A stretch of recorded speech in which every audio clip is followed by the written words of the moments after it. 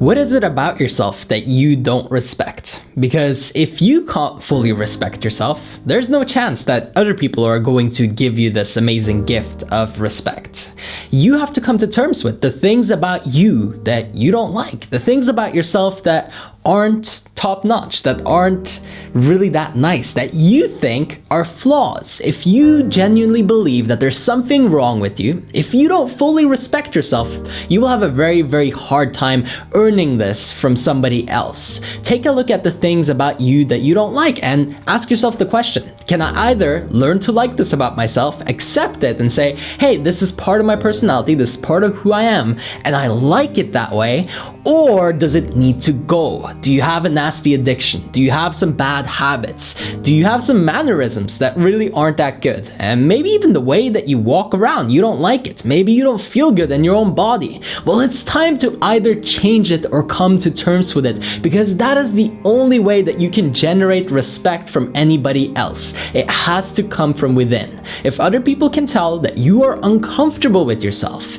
if you yourself feel uncomfortable in yourself, it becomes virtually impossible to portray the kind of person that is to be respected. You become very weak. You become easily swayed.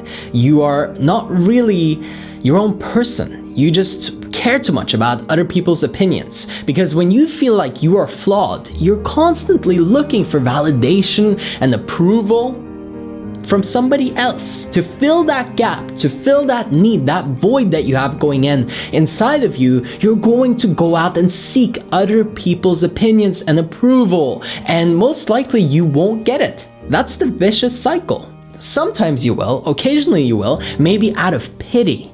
However, at the end of the day, you'll continue to feel like there's something wrong with you. You'll feel like you can't really be at peace with yourself. And this is a very expensive price to pay for the rest of your life. So a much lesser price, a much easier thing to get sorted is simply to take a look at yourself and analyze. Do I like this about me? Is this going to stay?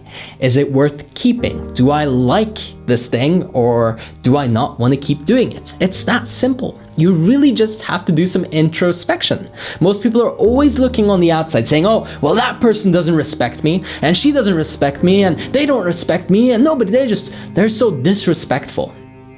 You're the disrespectful one. If you have that voice, if you're the one blaming, pointing the fingers, it's you. It's going on in you, and whatever is going on in you, you're going to reflect. If you see a common flaw in everybody around you, guess who has that flaw more than anybody else? It's you. It's always you. It always comes down to you. And if you can assume that self-responsibility, if you can actually admit that, like say to yourself that it is me, then you have the power to change it. Then you have the power to begin to tweak and make some modifications on yourself and change and improve. And then you won't have this problem of other people not respecting you anymore, because you will actually respect yourself.